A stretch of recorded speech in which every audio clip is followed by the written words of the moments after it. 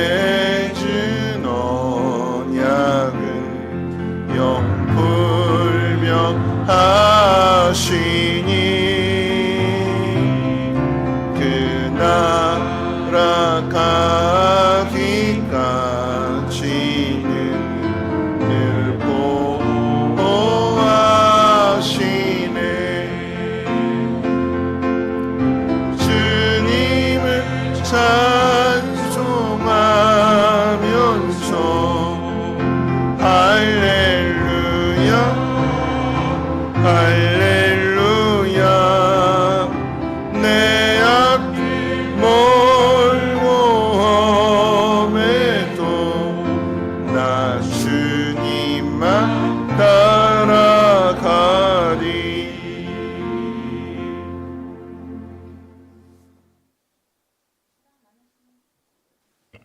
사랑 많으신 하나님 아버지, 그 크신 은혜에 감사를 드립니다. 12월 첫 주를 맞아 지난 날들을 돌아볼 때에 주님 앞에 부끄러운 것뿐입니다. 알고도 모르고도 지은 죄가 너무나 많습니다. 아무리 감추려 해도 주님 앞에선 감출 수가 없는 저희들의 죄를 주님은 아시오니 용서하여 주시옵소서. 남은 한 달 진심으로 우리가 주님의 뜻을 깊이 이해하고 주님의 사랑을 깨닫는 삶이 되게 인도하여 주시옵소서. 오늘도 아침부터 저녁까지 저희들을 주님의 성전으로 부르시고 인도하시어 몸과 마음을 다해 예배하게 하심을 감사를 드립니다. 기도하옵기는 12월을 맞아 주변에 어렵고 소외된 이웃을 돌아보게 하시고 그렇게 함께하는 마음 갖도록 인도하여 주시옵소서. 이 시간도 주님 앞에 온전히 함께하고 싶으나 병상에서 성전을 그리워하고 하나님을 갈망하며 힘든 시간을 보내는 영혼들이 있습니다. 그들을 위로하여 주셔서 주님의 사랑이 잘 전해질 수 있게 인도하여 주시옵소서. 하나님 아버지, 이 저녁 세상 가운데 살면서 힘들고 상처받은 영혼들이 주님 앞에 나왔사오니 저들을 불쌍히 여겨 주시옵고 이 예배를 통하여 큰 위로함을 받기를 원합니다. 주님은 우리의 연약함을 너무나 아십니다. 부족함을 아십니다. 작은 일에도 넘어지고 상처받고 절망에 빠질 때가 있습니다. 하나님, 그럼에도 불구하고 저희들을 강하고 담대하게 하시오며 어떤 상황 가운데에도 주님만을 의지하여 범사에 감사가 넘치는 삶이 되게 인도하여 주시옵소서. 하나님, 성민교회의 어린아이부터 작년에 이르기까지 각 부서가 해야 할 일들을 잘 감당하게 하옵시고 사명자들은 주님 앞에 또 공동체 앞에 더 낮아지게 하시어 말이 아니라 행동으로 그리고 섬김으로 실천하여 믿음의 본을 보이도록 인도하여 주시옵소서. 이 시간 담임 목사님을 통해 귀한 말씀을 듣습니다.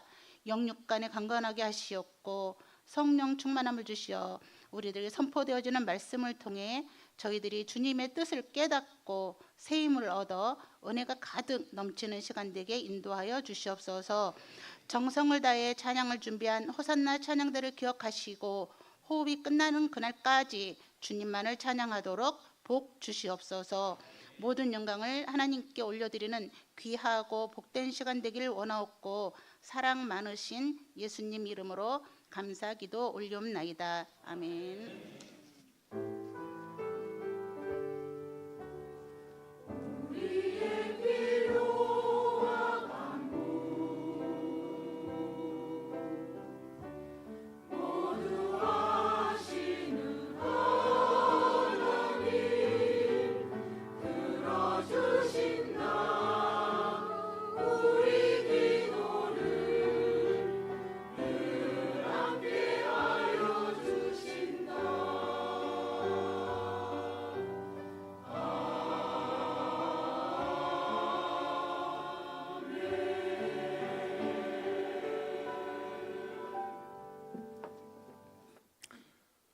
네, 교회 소식은 주보를 참고해 주시고요. 하나님 말씀 보도록 합니다. 하나님 말씀은 누가복음 23장 1절에서 12절까지 봅니다.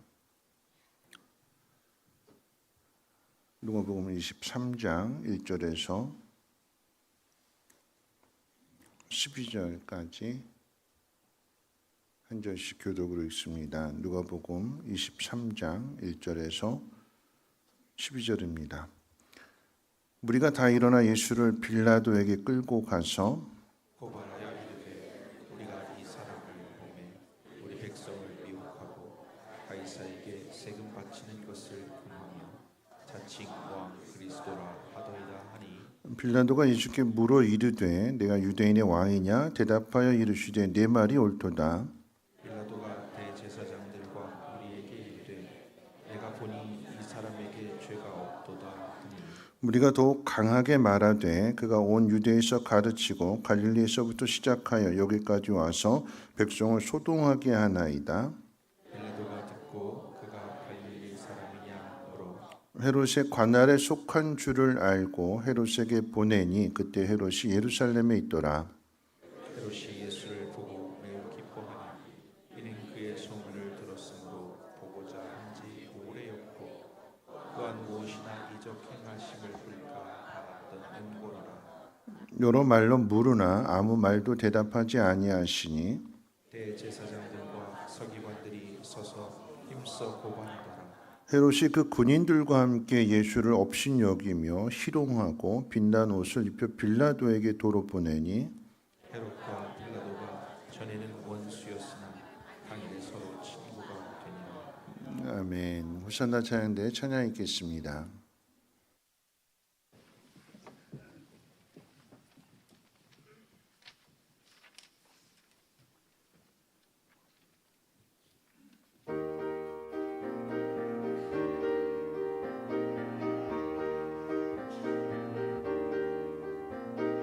세상 모든 꿈과 너를 흔들어 약한 마음 다시 가게 될 때에 내려주신 주의 복을 세어라. 주의 크신 복을 내가 알리라. 받은 복을 세어 보아라. 크신 복을 내가 알리라. 받은 복을 세어 보아라. 주의 크신 복을 내가 알리라.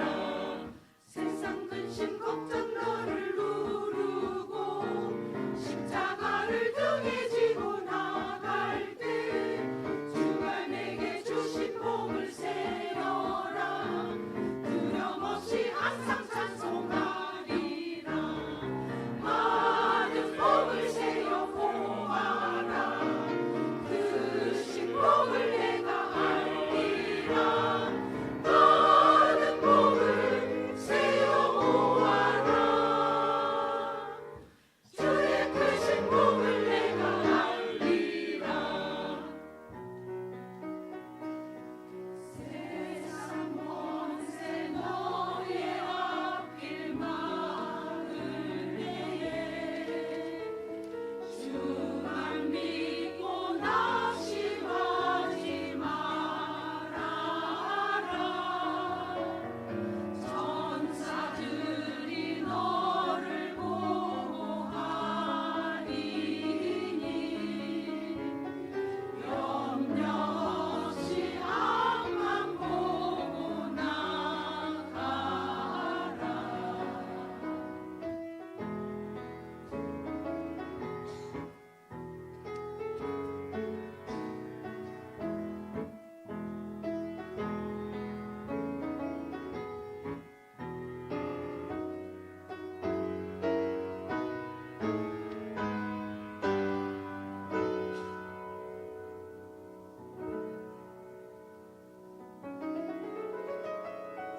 세상 모든 꿈과 너를 흔들어 약한 마음 다시 가게 될 때에 내려주신 주의 복을 세어라. 주의 크신 복을 내가 알리라. 받은 복을 세어 보아라. 크신 복을 내가 알리라. 받은 복을 세어 보아라. 주의 크신 복을 내가 알리라.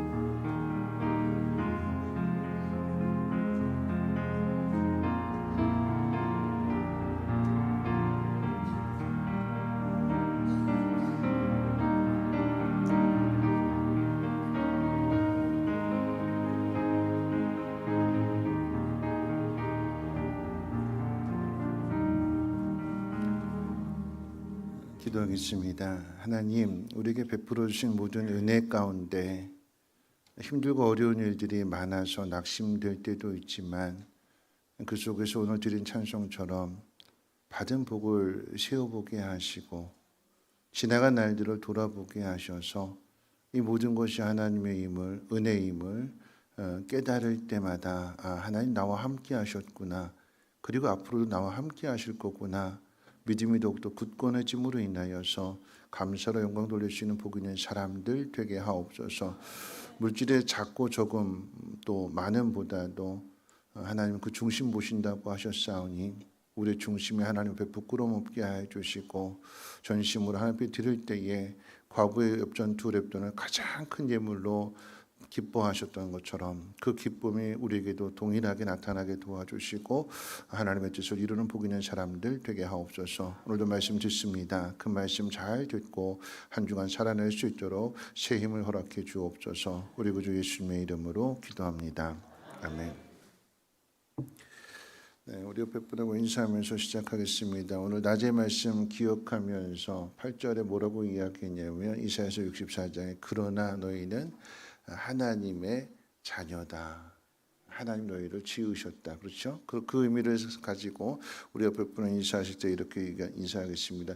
그럼에도 불구하고 당신은 하나님이 지으신 작품입니다. 이렇게 인사할까요? 네.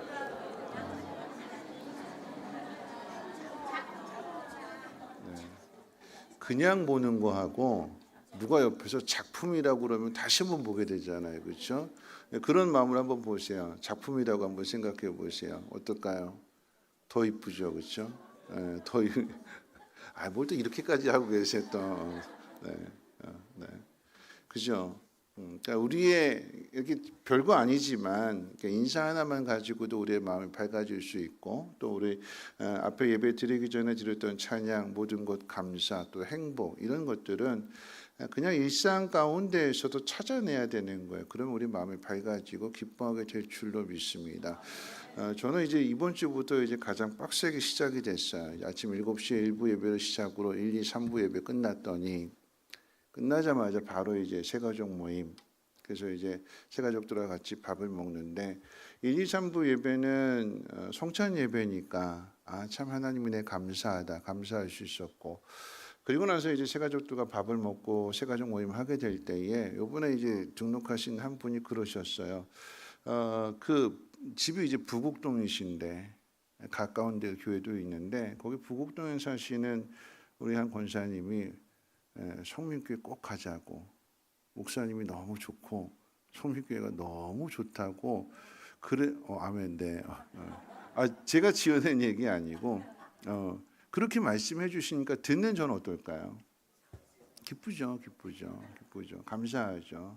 아유 그렇게 예쁘게 봐주셔서 몸둘 바를 모르겠고 그러면서 이제 식사하면서 교제를 나누고 1시 15분부터 이제 또 바로 이제 생명의 삶 공부를 하게 되는데 1시 15분부터 생명의 삶을 딱 들어갔는데 목 타고 막 그랬는데 딱 그 커피를 아이스 커피를 얼마나 맛있게 타줬는지 강의하면서도 너무 커피를 맛있게 먹었고 그러고 나니까 이제 2시 15분에 마치게 되는데 3시부터 청년부 예배거든요.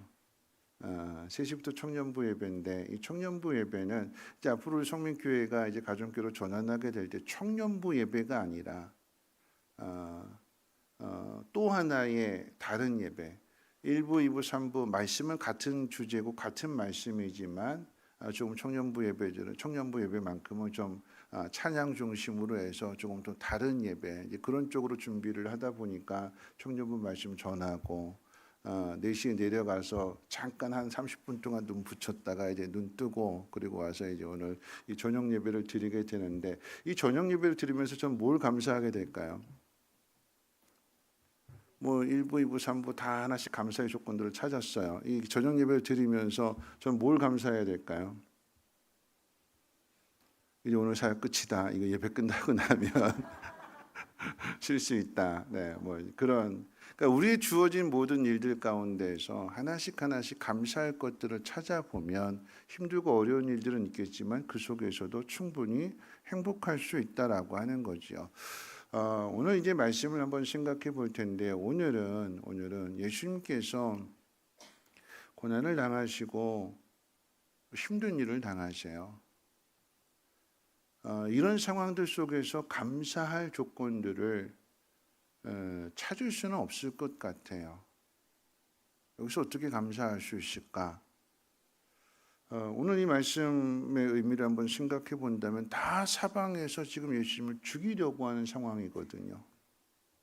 이미 답은 정해져 있고 꼬투리 잡았고 그래서 어떤 근거가 됐든지 간에 그 근거를 가지고 예수님을 죽이려고 하는 사람들로 온통 둘러싸여져 있습니다. 오늘 말씀 가운데 이제 대제사장이 예수님을 죽일 수 있는 권한이 없기 때문에 로마의 총독인 빌라도에게 그 예수님을 끌고 갑니다. 우리가 이 예수를 죽이려고 하는데 죄명이 이런 죄명이다. 그 죄명을 이야기하는 것이 자칭 스스로 왕이라고 하면서 유대 왕이라고 하면서 유대 분명 로마가 인정해주는 헤롯 왕이 있음에도 불구하고 로마 황제가 인정해주지 않았는데 이 사람이 스스로 왕이라고 하면서 사람들을 선동하고 있고 또 로마 황제에게 세금을 내지 않아도 된다 이렇게 가르쳤기 때문에 이 사람은 반역자다. 만약에 이 사람을 놓아주려고 한다면 당신도 한통 속이 된 거고 우린 분명하게 이야기했는데 당신이 우리의 이 이야기를 안 들어줬고 안 믿어줬고 나중에 이 사람을 통해서 폭동이 일어난다면 당신도 그 책임 추궁을 면하지 못할 거다. 위협하고 협박하는 거죠. 그래서 이제 빌라도가 재판을 하게 될 때에 네가 유대인의 왕이냐고 묻습니다. 예수님께서 그렇다라고 대답하셨어요. 그 대답을 듣고도 이 빌라도는 예수님에게서 그 어떤 죄도 찾을 수 없기 때문에 무죄를 선고하고 풀어주려고 했는데 거기에 모였던 무리들이 예수를 죽여야 된다고 소란을 일으킵니다. 그러니까 문제가 시끄러워지게 되니까 이 빌라도는 예수가 갈릴리 사람인 것을 알고 갈릴리 분방 왕이었던 헤롯에게로 예수님을 보내게 됩니다. 그 다음에 벌어지는 일은요 참 재미있는데 뭐냐면 예수를 죽이려고 하는 일에 빌라도가 나와 상관없으니까 헤롯에게 보낸다 그래가지고 헤롯에게로 보냈어요. 그럼 이 헤롯은요 예수님 태어날 당시에 헤롯 대왕의 아들입니다. 이 로마로부터 에돔 사람인 그러니까 헤롯은 에돔 사람이거든요. 이스라엘 유대인이 아니에요. 에돔 사람 에서의 후손들 그 사람이 지금 유대의 왕이 됐어요. 이 에돔 사람 이 헤롯이 유대인들을 통치하는 것을 로마 황제로부터 허락을 받았는데 헤롯 대왕이 죽고 난 다음에 이제 그 아들 이제 헤롯이 왕이 됐는데 그때는 좀 힘이 약해져서 갈릴리 지역을 다스리게 되는 오늘날로 이야기한다면 그 권력을 이야기할 때 한 도지사 정도 왕이었는데 전체를 잘 다스렸는데 그런데 힘이 약해져서 한 도지사 강원도 도지사 정도로 이렇게 약해진 그런 가운데 있어서 유대인들을 다스리고 있었습니다. 그런데 이 빌라도하고는 정적 관계예요. 정적 관계. 오늘 성경 뭐라고 이야기하냐면 두 사람이 원수지간이었다 이야기합니다. 왜냐하면 빌라도는 로마의 그 임명을 받고 파견됐거든요. 근데 많은 군대를 이끌고 온 것이 아니라 그냥 몇 사람 데리고 총독이라고 하는 그 권한을 가지고 온 거예요. 반면에 이제 분봉왕 헤롯은 그 지역에 거주하고 있기 때문에 나름대로 군대도 가지고 있겠지요. 그러나 직급으로 본다라고 누가 높으냐? 이 빌라도가 높아요. 로마에 직접 파견을 받은 총독이기 때문에 직책으로 보면 빌라도가 조금 더 높아요. 비유하자면 그런 이야기죠. 공장에 공장장이 있어요. 공장을 책임있는 공장장이 있는데 그런데 갑자기 본사에서 파견된 사람이 이 사람이 팀장이 돼버리게 되는 거예요. 그러니까 이 공장의 실무자였던 이 공장장이 이 팀장 밑에 들어가게 되니까 마음이 편할 리가 없죠. 그런 관계예요. 그런 관계. 그러니까 서로 경쟁하게 되고 서로 원수처럼 생각하게 되고 라이벌처럼 생각을 했는데 오늘 마지막 절에 보니까 뭐라고 이야기했냐면 이 두 사람 헤롯 왕과 빌라도가 서로 원수지간이었는데 예수를 죽이는 일로 뭐가 됐대요? 친구가 돼버렸대요. 예수를 죽이는 일 앞에서 이 두 사람이 서로 친구가 되었다고 성경은 기록하고 있습니다.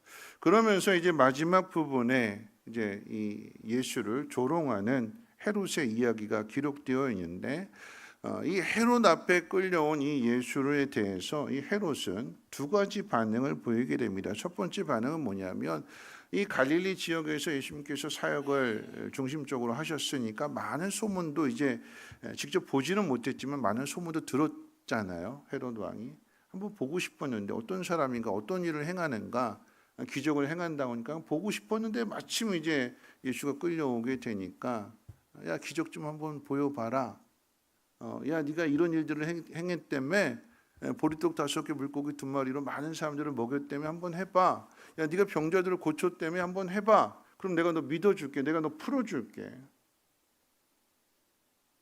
예수님 거기에 아무런 반응을 보이지 않으시니까 헤롯 대왕이 이제는 화가 나서 이제 두 번째 반응을 보이게 되는데, 그 두 번째 반응은 태도를 바꿔서 예수님을 조롱합니다. 우리 11절 말씀 같이 한번 읽어볼까요? 11절 한번 같이 한번 읽겠습니다. 시작.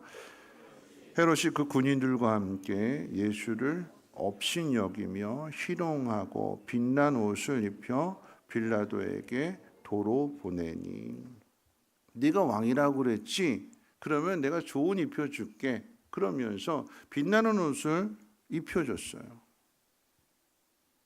좋은 의미가 아닌 거죠. 조롱하는 것입니다. 조롱하는 거. 예수님이 이런 일을 당하시는데도 오늘 성경에서 아무런 반응을 보이지 않으십니다. 그대로 그 조롱을 당하고 계세요. 그럼 이것을 침묵이라고 하는 거죠. 조롱을 당하고 비웃음을 당하고 고난을 당하고 핍박을 당하는데도 불구하고 거기에 대해서 아무런 이야기하지 않는 것, 그대로 당하는 것, 그것을 침묵이라고 합니다. 여러분, 그런데 오늘 저는 이런 모습을 통해서 한번 세 가지 침묵에 대해서 한번 생각해 볼 텐데, 조금 다른 의미에서 첫 번째는 사람들의 침묵입니다. 사람들의 침묵. 예수님이 잡혀가시고 고문당하시고 불의한 재판을 받으시고 빌라도에게 그리고 헤롯에게 끌려가서 조롱과 수치를 당하고 계시는데, 예수님을 위해서 나서는 사람이 아무도 없습니다.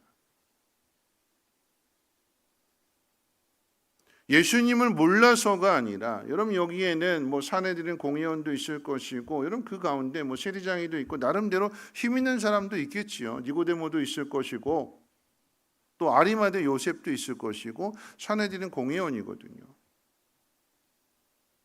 그런데 이때에는 아무도 나서지 않습니다. 예수님의 제자들이야 죽음이 두려워서 나 모른다 부인하고 다 도망쳤기 때문에 뭐 제자들에 대해서는 더 이상 할 말도 없는 거고, 그런데 그 나름대로 힘 있는 사람들, 영향력 있는 사람들, 그런 사람들이 분명히 있을 텐데, 요한나나 수산나나 귀부인들이고 영향력 있는 사람들이고 남편들이 다 힘 있는 사람들인데도 불구하고 예수님이 조롱을 당하고 비난을 당하는 이런 모습 속에서 아무도 나서는 사람이 없다라고 하는 것입니다. 이 사람 죄 없으니까 풀어줘야 된다. 그 일에 책임지고 나서는 사람이 없다라고 하는 것입니다. 그럼 내가 아는 사람이 참 착하고 의로운 사람인데, 그런데 억울한 누명을 뒤집어 쓰고 감옥에 갈 처지가 되었다라고 하면 여러분 가만히 계시겠습니까? 내가 아는 사람, 나랑 친한 사람, 아니 중목업으로 이야기하고 나랑 가장 가까운 사람인데, 이 사람 정말 깨끗한 사람이고 아무 죄가 없는 사람인데 누군가 모함하고 누군가 억울한 누명을 씌워서 이 사람을 감옥에 보내려고 한다면 여러분 그거 보고 가만히 계시겠습니까? 아니잖아요. 나서서 뭐 사람들 모으기도 하고 뭐 연판장 돌리기도 하고 뭔가 움직여서 행동을 해서 이 사람 지켜주려고 하고 보호해 주려고 하잖아요.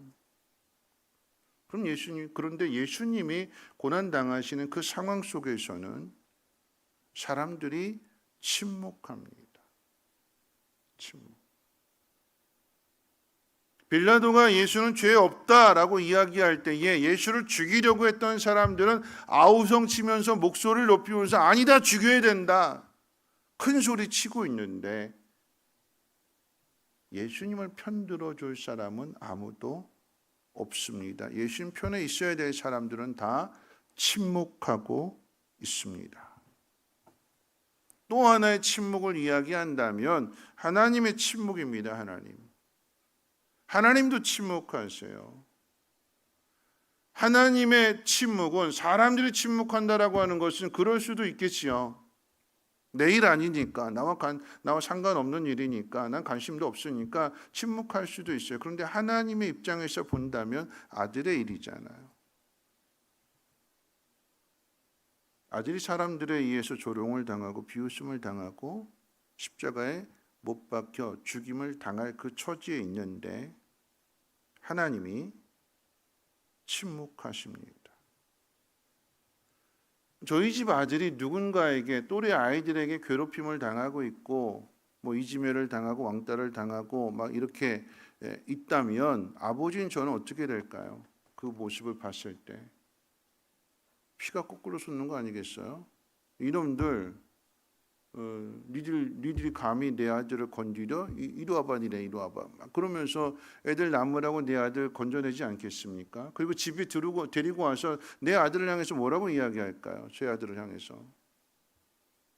넌 손이 없어, 입이 없어, 발이 없어. 왜 당하고만 있어? 왜 맞고만 있어? 너도 싸우지. 아빠가 없어, 엄마가 없어, 누나가 없어. 네 편인데 왜 당하고만 있어? 아버지 입장에서 화낼 일 아니겠습니까? 아버지 입장. 왜 바보같이 당하고만 있냐고. 하나님이 침묵하세요. 하나밖에 없는 아들이, 독생자 예수가 고난당하고 조롱당하고 비난당하심에도 불구하고 하나님이 침묵하십니다. 여러분, 이 하나님의 침묵은요, 뒤에 가게 되면 예수님이 십자가의 고통을 당하시면서 아버지 어찌하여 나를 버리시나이까 절규하고 그 비명을 지르심에도 불구하고 하나님은 여전히 침묵하십니다. 그리고 또 한 침묵을 이야기한다면 여러분, 이 침묵은 예수님의 침묵입니다. 예수님이 가만히 계세요. 이 모든 것들을 다 당하고 계십니다. 왜 당하시는 걸까요? 입이 없으셔서요? 생각이 없으셨어요? 왜 이걸 다 당하고 계시는 거죠? 조롱하고 비웃고 옷 입혀주고, 야 네가 왕이니까 내가 왕 대접해줄게, 무시하는 거잖아요. 모욕하는 거잖아요. 그걸 왜 당하고만 계실까요? 하나님께서 이 예수님에게 우리의 구원을 맡기셨고 하나님의 나라를 맡기셨기 때문에. 그런데 그 하나님의 나라는 세상의 힘으로, 세상의 논리로, 세상의 방법으로가 아니라 하나님의 뜻에 따라서 하나님의 방법으로 이루어갈 하나님의 나라이기 때문에 세상의 방법과는 다르다라고 하는 걸 보여주시기 위해서 지금 침묵하시는 거예요. 그 세상의 나라가 악으로 가득 차 있습니다. 그렇게 살면 안 된다고 가르쳐 주시기 위해서 하나님이 아들을 보내주셨지만 그 아들 필요 없다고,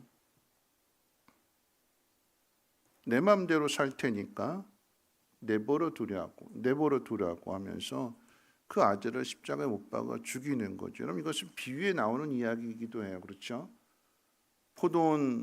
포도원을 농부들에게 맡기고 갔는데 그 열매를 구하게 되니까 이 포도원을 맡아서 관리하던 농부들이 주인이 보낸 종들을 때리고 구박하고 심지어는 죽이기까지 하잖아요. 또 종을 보내는데 여전히 똑같고, 나중에는 아들까지 보내는데도 그 아들마저도 죽이게 되는 거죠. 이스라엘 백성들의 죄를 그대로 예수님이 이야기해 주시는 거예요. 비유를 통해서 이야기해 주시는 거예요. 그런데 이 이스라엘의 죄는 오늘 낮에 말씀드렸던 것처럼 이사야 선지자가 이들이 완고하고 완악하고 악을 행하는 것이 이미 오래되었음에도 불구하고 돌이키지 않는다, 깨닫지 않는다, 경험한 거예요. 이사야 선지자의 삶을 통해서, 사역을 통해서 이미 경험되어진 일입니다. 세상이 아니 하나님의 백성이 하나님을 거부하는데, 거역하는데 그 자리에 예수님은 순종하는 아들로서 서 계시는 거예요. 우리는 왜 입이 없는지, 왜 발이 없는지, 왜 손이 없는지, 왜 힘이 없는지, 왜 아무런 일도 하지 않느냐고 우리는 그렇게 이야기하겠지만 예수님은 그게 하나님 앞에 순종하시는 모습이세요. 핍박을 당하고 조롱을 다 당하고 계십니다. 그러니까 어떤 의미에서 보면 여러분 이 조롱은요, 하나님께 드리는 조롱, 하나님께 향하는 조롱인 거잖아요. 나사렛에서 무슨 선한 것이 나겠느냐? 목수의 아들이 어떻게 우리의 메시아가 되겠느냐? 에이 하나님, 말도 하지 마세요. 이게 무슨 말도 안 되는 이야기예요. 누구를 향한 조롱이냐면 예수님을 조롱하는 것은 곧 하나님을 향한 조롱인 거죠. 이스라엘 백성, 아니 유대인들의 이 무지와 악함에 대하여 하나님 말씀 그대로 가르쳐 주심에도 이들은 듣지 않기 때문에, 그래서 예수님이 당하시는 고난으로 가르쳐 주시는 겁니다.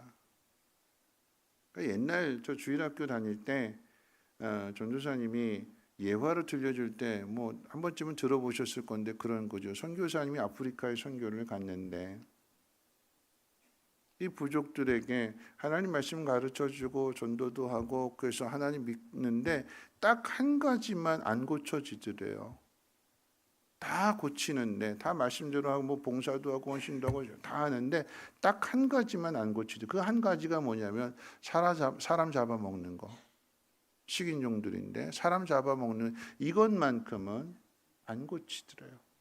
선교사님하고는 친분 관계가 있으니까, 선교사님이니까 또 부족을 위해서 열심히 헌신해 주니까, 그래서 이 선교사님은 안 잡아먹는데 다른 사람들은 잡아먹더래요. 이거 어떻게 고칠까요? 어떻게 고치겠어요? 이 선교사님 고민하다 그렇게 이야기하는 거죠. 내가 좋은 정보 하나 줄게. 어디에 가면 몇 월 며칠 날 어디에 가면 이렇게 검은 망토를 뒤집어 쓴 사람이 있을 거니까 그 사람 아주 좋은 모기가 될 거니까 잡아먹으라고. 그날 거기에 갔더니 정말 검은 망토 뒤집어 쓴 사람이 있고, 야 속으로는 야 참 그 선교사님 참 용하다 어떻게 알았지? 그러면서 죽이는 거잖아요. 잡아먹기 위해서 죽이는 거잖아요. 그게 누구예요? 선교사님이죠. 그때 가서 깨닫게 되는 거죠. 아, 우리가 이렇게 잘못된 행동을 하게 되니까 아무리 이야기도 해도 우리가 안 듣게 되니까 우리를 위해서 자신의 생명을 바친 거구나. 그때 이게 바뀌어졌다라고 하는 그런 예화를 들었어요. 죄는 우리가 졌는데 벌은 예수님이 당하십니다. 그게 십자가예요. 그게. 죄는 우리가 졌는데 죽어야 되는 건 우리인데 그 벌은 예수님이 당하십니다. 여러분 십자가라고 하는 것은 죄인이 지는 형벌이잖아요. 죄 중에서도 가장 큰 죄를 지은 사람이 당하는 형벌로서의 죽음입니다. 그런데 그 형벌을 죄 없으신 예수님이 당하시는데 이 죄 없이 이 형벌을 당하시면서도 침묵하세요. 왜 침묵하실까요? 순종하시기 위해서 침묵하시는 거예요.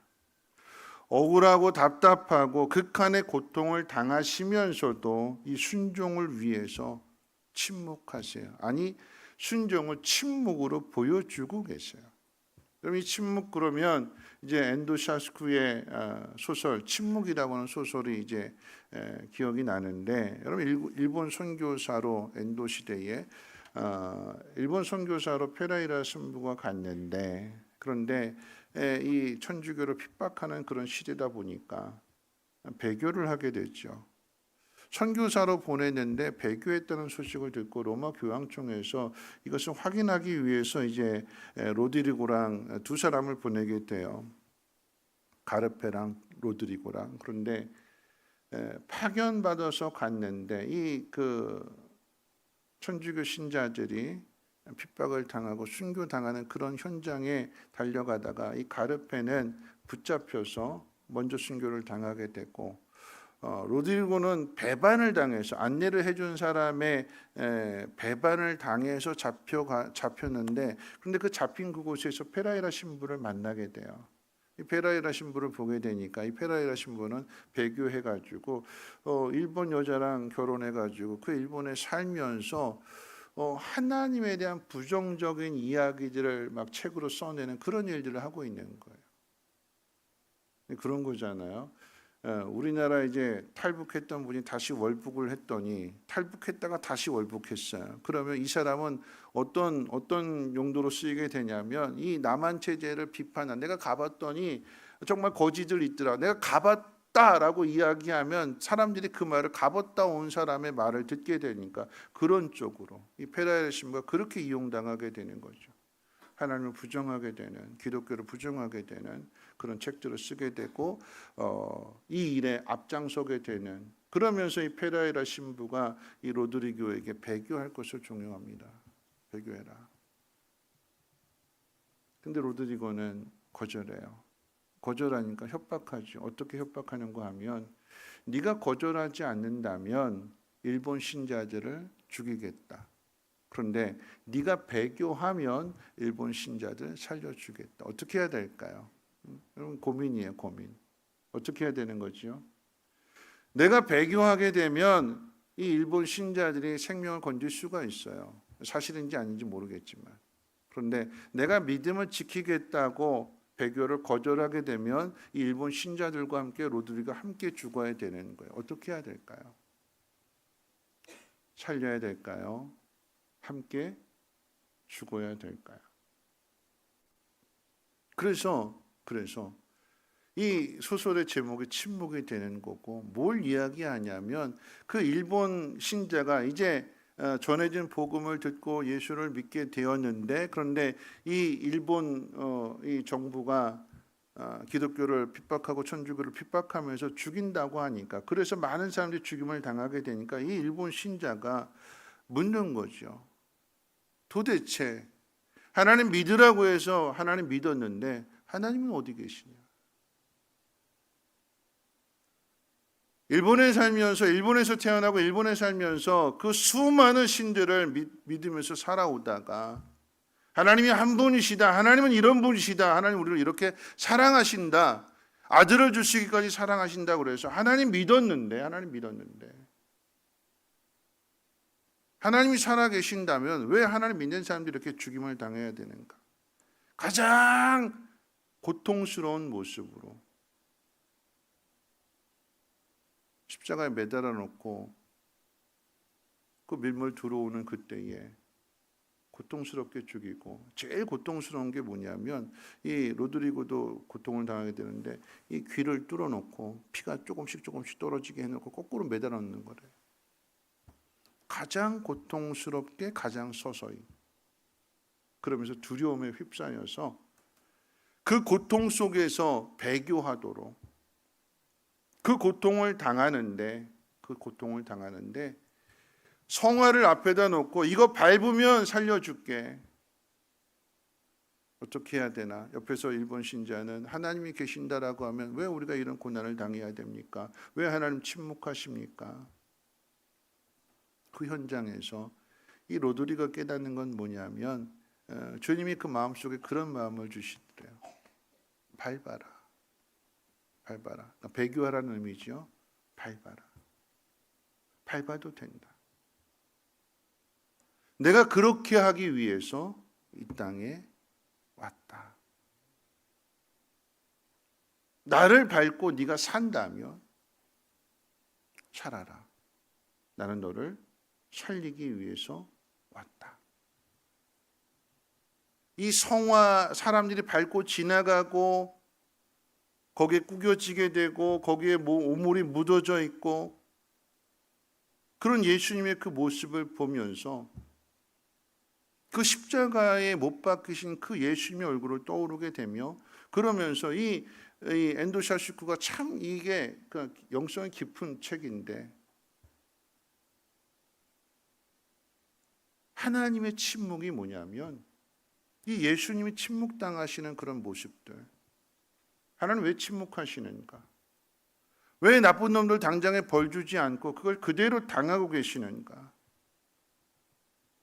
우리를 구원하시기 위해서 우리의 완악함, 우리의 강팍함, 이런 죄를 드러내시고 거기에서 하나님의 사랑은 다르다라고 하는 건데, 벌 주고 그래서 능력을 나타내는 것이 아니라 우리를 더 사랑하시고 세상의 방법과는 다른 방법으로 우리를 구원해 주시는 그 일들을 행하시는 하나님, 그리고 그것을 나타내기 위해서 주님이 이 땅에 오셨고 주님이 그 일을 당하시는 거죠.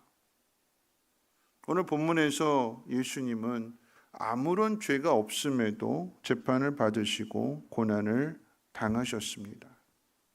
여러분, 이 이야기는요, 하나님의 아들로서의 정체성과 그 존재감을 부정당하시는 거예요. 사람이 제일 감당하기 힘든 문제가 뭘까요? 여러분, 시험 드는 일들이 뭐죠? 삐지고 시험 들고 속상하고 화나고, 그런 문제들이 어떤 문제들이에요? 누가 나 무시하는 거잖아요. 그렇죠? 누가 나 왕따 시키는 거, 밥 먹는데 지들끼리 먹고 난 안 줬어. 그럼 어떻게 돼요? 못 먹어서 화가 나요? 아니, 집에 가서 밥 먹을 수 있잖아요. 그렇죠? 근데도 화가 나는 이유는 뭐예요? 나 무시했다. 나 따돌렸다. 나 이런 사람인데. 여러분, 우리 본성 안에 뭐 힘들고 어려운 일이 있으면, 사돈의 팔촌에 뭐 검사라도 한 사람 있으면 뭐라고 얘기할까요? 나 이런 사람이야. 막 큰 소리 치잖아요. 그렇죠? 사돈의 팔촌에 우리 검사 있어. 나 이런 사람이야. 나 무시하지 마. 자기 존재의 부정을 당하게 되면 우리 참지 못해요. 그런데 예수님은 참으셔요. 예수님 침묵하셨대요. 그걸 모든 걸 다 당하고 계셨대요. 여러분, 그런 이야기 있잖아요. 속담에 가만히 있으니까 뭐로 본대요? 사람이 나를 가만히로 봐요. 보자 하면 보자기로 보고요.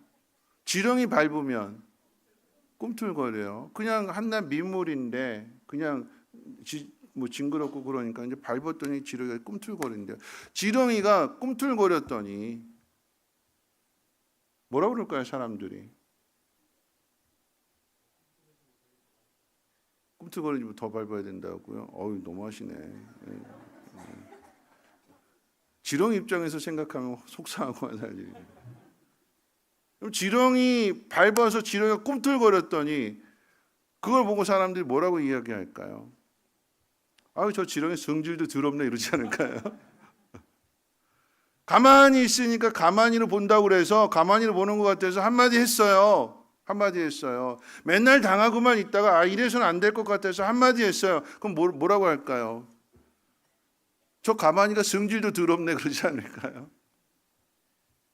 이래도 욕먹고 저래도 욕먹는 거예요. 뭐 해야 될까요?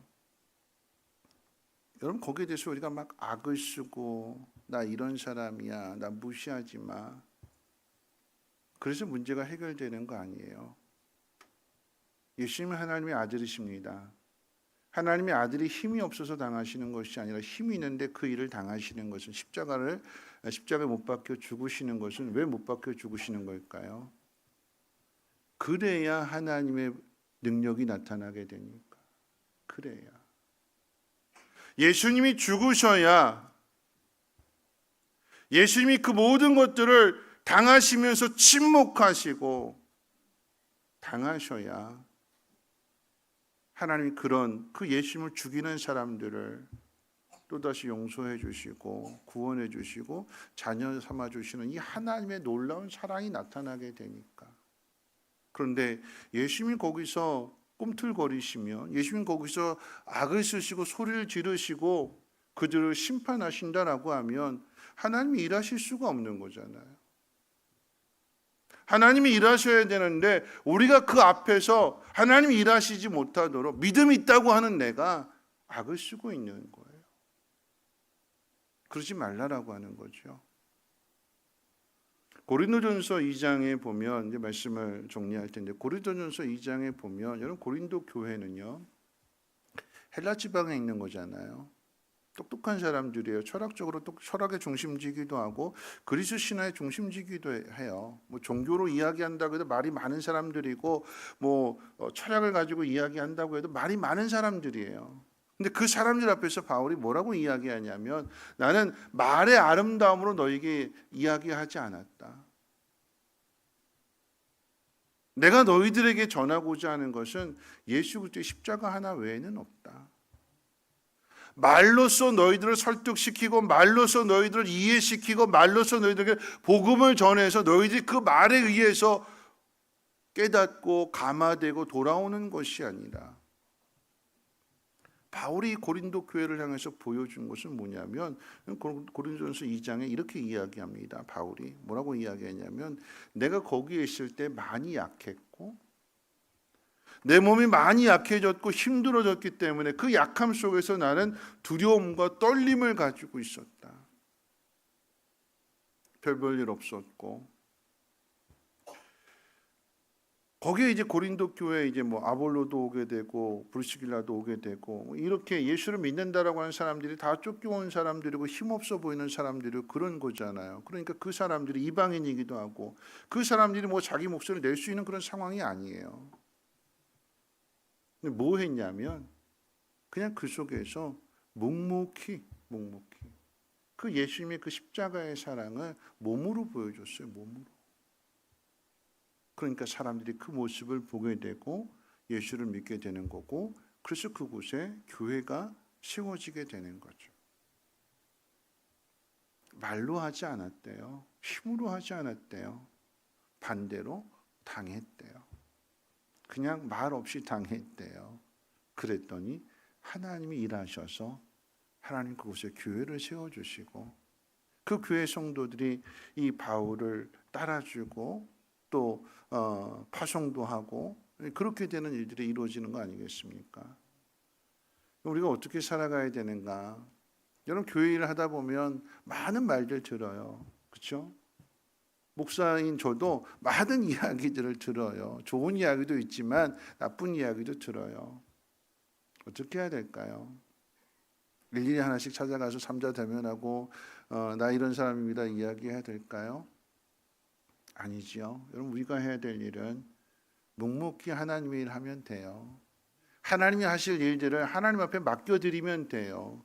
그러면 하나님의 능력으로 하나님의 일을 행하게 될 때 거기에 사랑이 나오게 되는 거고 용서가 나오게 되는 거고 그래서 모두가 다 하나가 되어지게 되는 거고 그런 일 아니겠습니까? 믿음은요. 믿음이 성숙하다라고 하는 것은 말이 없어지는 거예요. 아직 미숙하다라고 하는 얘기는 뭐냐면 말이 많아요. 비명소리도 누가 조금만 건드리면 어떻게 돼요? 아주 자주 그러면서 누구야 막 그러면서 그렇죠? 그런데 믿음이 성숙한 사람은 누가 나를 이렇게 내 발을 밟아도 누가 나를 치고 지나가도 누가 나를 욕해도 당하는 거예요. 거기에 대응하지 마시고 같이 대응하면 같은 사람 되는 거잖아요. 그렇죠?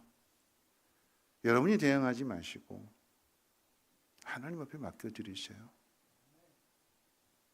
예수님이 계실만의 기도 이거 하고 마칠게요. 예수님 계실만의 기도하실 때 제자들 기도 좀 해다오 나를 위해서 기도해다오 근데 다 잠들어 있다고 그랬잖아요. 아유 이놈들 니도 어떻게 나한테 그럴 수 있냐. 화내지 않으셨어요. 화내지 않으시니까 어떻게 해요?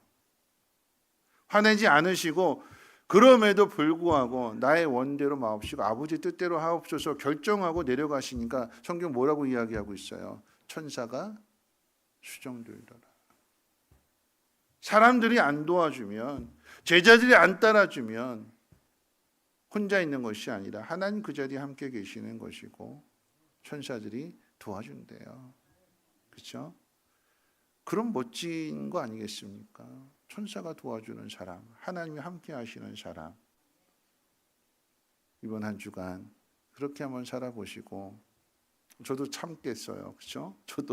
저도 한번 한 주간 동안 또 이거 한번 훈련해 보겠어요. 여러분들도 동일하게 한 주간 동안에 침묵으로 하나님이 일하실 수 있는 그 여지를 남겨놓으시고 순종하는 사람으로 서 계시기를 주님의 이름으로 축원을 드립니다. 우리 찬송가 484장, 통일찬송가는 533장입니다.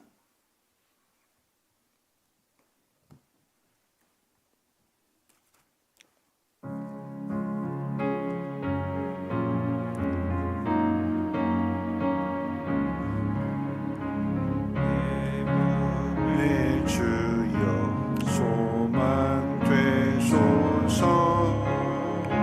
주 없이 모든 일 헛되어라 밤에나 낮에나 주님 생각 잘 때나 깰 때 함께 하소서 지혜의 주여 말씀으로서 언제나 내 안에 계십소서 주는 내 아버지 나의 아들 주 안에 내가 늘 함께하네 세상의 영광 난 보여도 언제나 주님은 나의 기억 주님만 내 맘에 계시오니 영원한 주님 참 귀하셔라 영원한 주님 내 승리의 주 하늘의 기쁨을 주옵소서 어떠한 고난이 닥쳐와도 만유의 주여 소망 되소서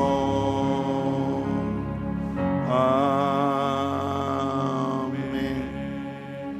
주기도문합니다. 하늘에 계신 우리 아버지여 이름이 거룩히 여김을 받으시오며 나라가 임하옵시며 뜻이 하늘에서 이루어진 것 같이 땅에서도 이루어지이다. 오늘날 우리에게 일용할 양식을 주옵시고 우리가 우리에게 죄 지은 자를 사하여 준 것 같이 우리 죄를 사하여 주옵시고 우리 시험에 들게 하지 마옵시고 다만 악에서 구하옵소서. 되게 나라와 권세와 영광이 아버지께 영원히 있사옵나이다. 아멘.